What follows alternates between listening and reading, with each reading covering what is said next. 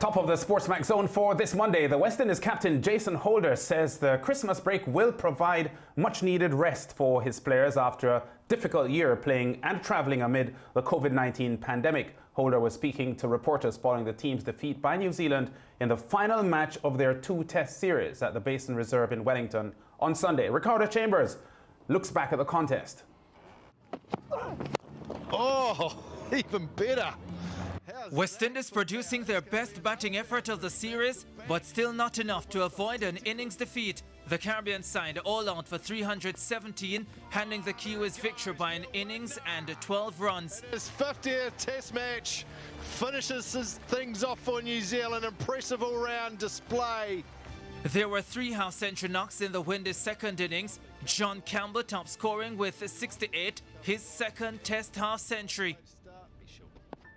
Captain Jason Holder scoring his 9th, pulling and hooking his way to an entertaining 61, while Joshua Da Silva impressed on debut with 57. Oh, it's a good shot. It's going to pick up 4 more. Neil Wagner and Trent Bolt took 3 wickets each for the home side, but it was all-rounder Cal Jamieson who was selected as the most impactful for the series. The 25-year-old capturing 11 wickets, including 5 for 34 in the first innings of the second test, while making 71 runs, including a half-century in the first test. So another tour for the Windies and more reflections for the captain. Shall we say 2020? It has been a tough year, not only for the team, but I know for me personally it has been really, really tough. You know, as I said just now, talking to Simon Dool on radio, I haven't seen home in 6 months now. Been going non-stop, you know, we've had pay cuts, you know, so it's a situation where you're still looking to make a living and still looking to make use of every opportunity that you get. But having said that, going from bubble to bubble, being isolated into a room, you know, sometimes, as I said before, the rooms just get smaller and smaller by the second. So I know a few guys have a few tired minds. You know, we've been on the road again for a little while, and it'll be good for the guys to get home for Christmas, to spend some time with their families. You know, hopefully some of them get there in time for Christmas, because I think we've got to do a quarantine. Some players have to do a quarantine going back home. The Windies had very little to celebrate in New Zealand. Not Jermaine Blackwood though, the Jamaican right-hander finishing the tour second on the run-scoring chart. His 216 runs coming from 4 innings, only bettered by Kane Williamson, who needed just 1 inning for his 251 runs. John Campbell and Alzarri Joseph with 110 runs each were the next best Windies batsmen. In the bowling department, the New Zealanders were even more dominant. Tim Southey with 12 and Jamieson 11 wickets getting into double figures. Left armer Neil Wagner had 9, while Shannon Gabriel was the best of the Windies bowlers with 6 wickets. Alzarri Joseph had 4. So we are joined now by international cricket commentator Fazeer Mohammed to review another dismal showing by the West Indies. Faz, welcome to the Zone again. Pre-tour, you had suggested that the odds favoured New Zealand success, so the result of the series not entirely surprising. But how bad were the Windies here? Well, they weren't any different from what we've seen previously. And again, we looked at all the numbers before the start of this campaign. West Indies would not have won a test match in New Zealand for 25 years.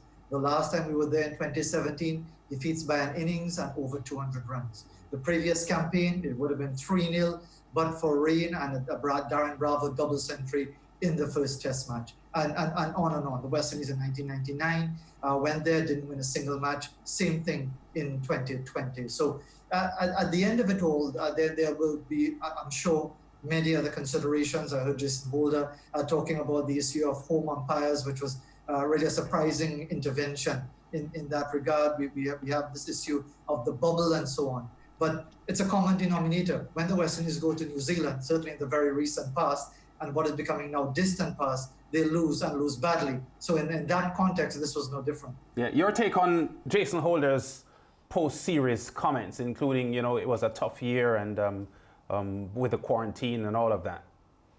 It was a tough year, and I don't think we should, by any stretch of the imagination, minimize the impact of being cooped up in a hotel room. And I just wanted to stick in a pin here and point out what is being said about England abandoning the tour of South Africa. And if you read Nick Holt in the Daily Telegraph newspaper of London today. He said that basically this was Owen Morgan's decision to abandon the tour.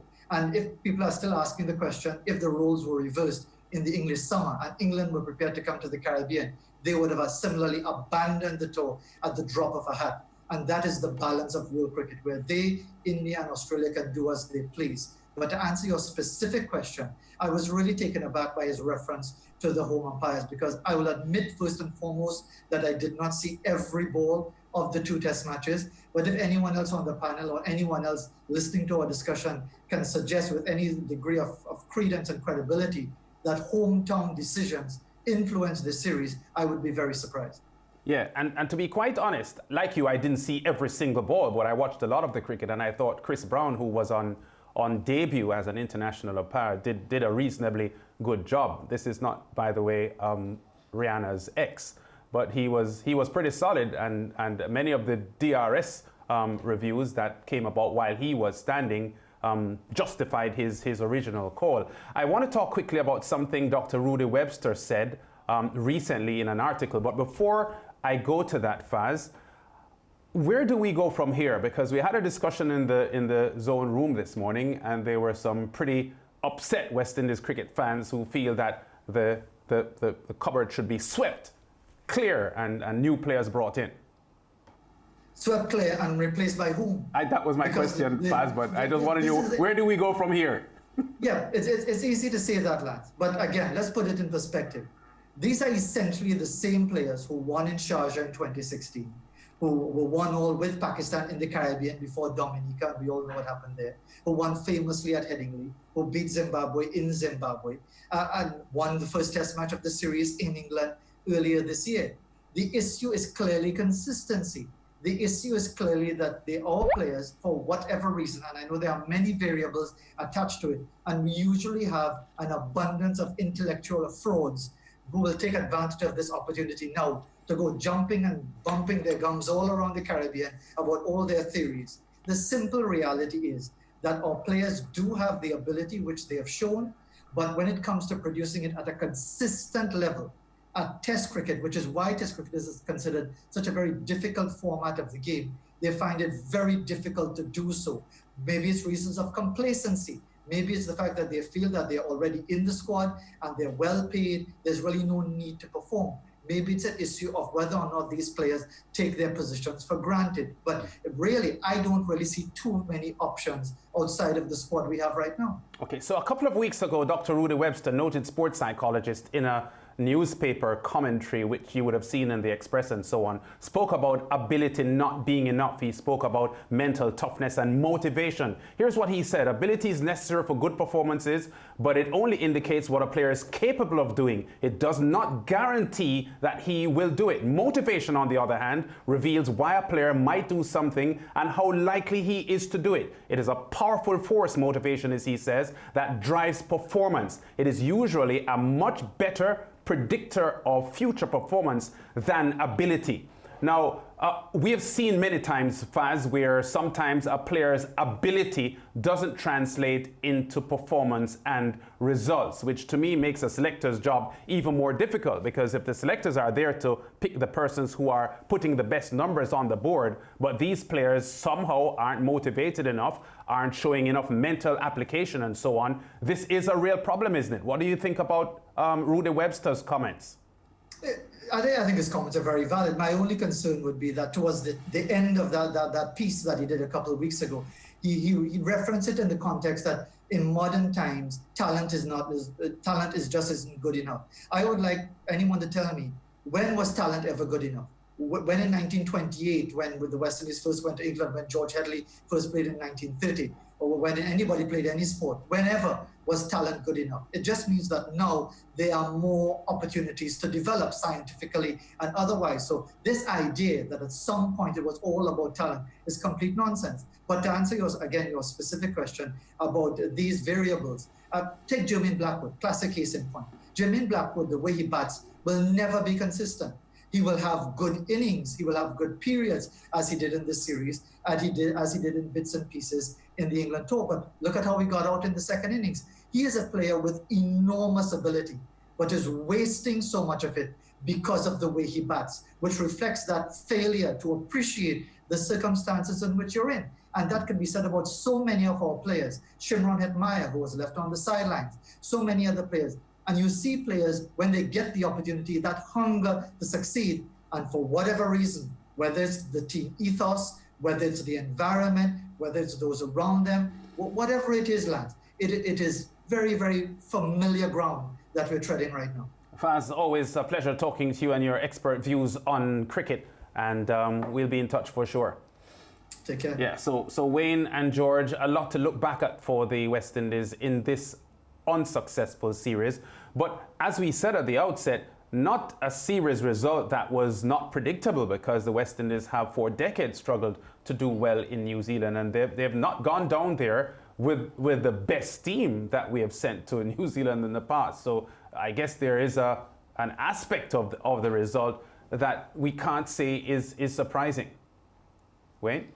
Okay, before I go there, Lance, I just want to comment on something that Jason Holder said. No, Fazeer Mohammed talked about the umpiring, and there's some complaints about it. Let me just put things into perspective as to exactly what some of the commentators in England in particular, when West Indies went there and lost that series 2-1, what the commentators were saying is that when you have, because the umpires are not traveling umpires, they are using umpires from England, they're using umpires from New Zealand, and when West Indies travels to Bangladesh in January, they're going to be using Bangladeshi umpires, right? So what was happening, and they said maybe it's just a coincidence, is that when the English batters are batting, and it's a close LBW decision, the umpires tend to say not out. And when it is referred, the ball is clipping the outside, or clipping a bail, then the umpire's decision stands, and therefore the batsman remains not out. When the West Indian batters are batting, and it's a close decision, the umpire tends to give them out. And when the batsman refers it to the third umpire, it's clipping a bail, and then he's out, because the umpire's original decision stands. And that is one of the problems that they were having, and they criticized it a little bit, and even the commentators talked about it a lot, that it was so one-sided. And Yeah. Was that so evident in New Zealand, though? Well, they talked a little bit about the T20, and so there were some incidences where, they thought that, the umpiring wasn't 100%. Yeah. George, bad performance by the West Indies. Again, numbers, outside of maybe a Jermaine Blackwood and so on, certainly with a bat. Not anything to write home about. Gentlemen, the review of every West Indies Test series, it's almost a waste of airtime. It's the same thing that is said every time. The same questions that are asked, the same analysis that is given, the same approach is trotted out. It's a sameness of saming.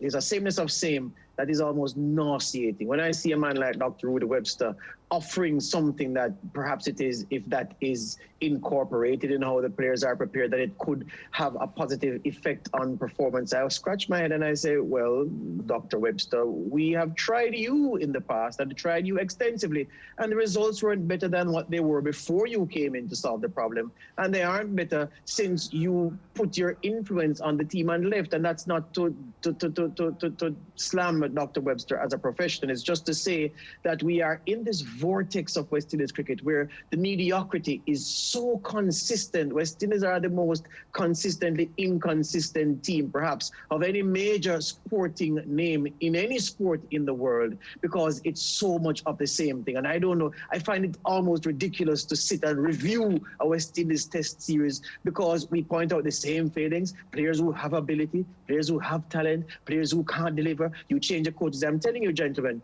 when we did a segment recently where we looked, the graphic was prepared by our production team at SportsMax Zone, and you looked at the number of coaches we've had, say, I think it was since 2000, the number of men who've tried and failed to coax consistency out of this team, the number of players who've come and gone. I find it, as I said, I find it ridiculous because it is overpowering the inconsistency of the team and the failure of whether management or directorship or leadership to effect the kind of change that will make you want to follow this team when they put on the white flannels and play Test cricket. Yeah, number of captains as well. Captains, it changes. Now, the Test team wasn't the only unsuccessful team on the tour. The Windies A team, they also were on the losing end in the final tour match against New Zealand A. New Zealand A won the match by 101 runs at the Saxton Oval in Nelson to to claim the series 2-0, chasing 357 for victory. The West Indies A were bowled out for 257. Nicholas Pooran led the scoring with 6-9. The 26-year-old Shane Mosley contributed 54 to add to his 110 from the first innings. Other highlights saw the West Indies Romario Shepherd making 77 in the first innings, while off-spinner Rakeem Cornwell took 6 wickets in the match. So the fringe players also struggling, George and Wayne. Yes, they're struggling, and I hear George pain, and we have talked behind the scene, you know, we have expressed some of our opinions, but at the same time, I'm just trying to say, George, that even though he's frustrated, he's miserable. Look at my position. I have to sit in meetings and negotiate with Cricket West Indies for the best deal for the players, and we just want to go into some negotiated meetings where the West Indies team is doing well, where we can ask for more and so on. So it is frustrating, but at the same time, this is the only team we have. So you have to just continue to push and hope. When you look at the German Blackwood eking out a century in the first test, 69 in the second, but nobody follows with him. And that is the problem, the lack of consistency.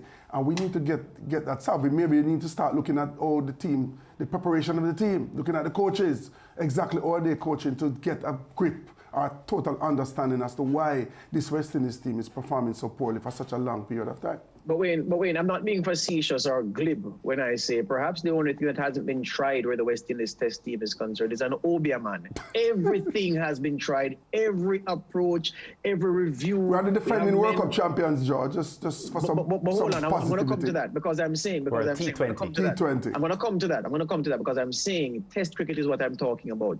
As I told you privately, and I can say it publicly, cricket is something that I've loved like every Caribbean boy. I played a lot of it recreationally. I can't play it in an organized level because I didn't love it that much, but I really loved it, and I know our heroes and what they did. And we're going to talk about the Thai test very soon. But West Indies have almost made me fall out of love with test cricket. I still follow the team and believe in them when it comes to limited overs cricket, especially T20, because they've shown their ability there. And it was a long time ago. I think I was a guest on the SportsMax Zone way back in the day when I think I was sitting with Simon and Lance, and I said that the West Indies are like a 100-meter sprinter. In a 100-meter sprint, and I hate to seek to oversimplify 100-meter sprinting, something which I know a little bit about.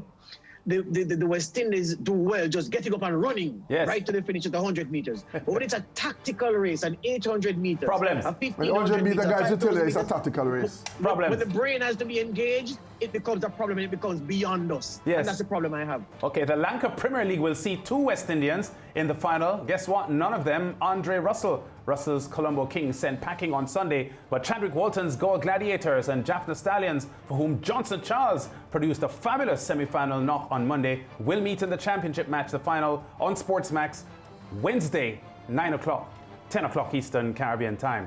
Go to break. Back with more on The Zone after this.